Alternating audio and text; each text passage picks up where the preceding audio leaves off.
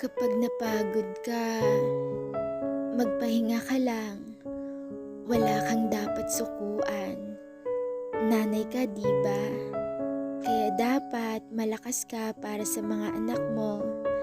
Nanay ka na inaasahan nila. Kaya hindi talaga pwedeng sumuko ka. Kasi paano na lang yung mga anak mo na umaasa sa'yo? Kaya laban lang ha. Kaya mo yan. Lahat ng pagsubok na pinagdadaanan mo ay lilipas din yan. Mawawala din yan. Hindi yan pang matagalan, tandaan mo yan. Kaya sa mga mami dyan, gusto ko lang sabihin sa inyo na nakaka-proud kayo. Kasi kinakaya nyo at napaka-strong nyo. Kahit ang totoo ay sobrang durog na yung puso nyo.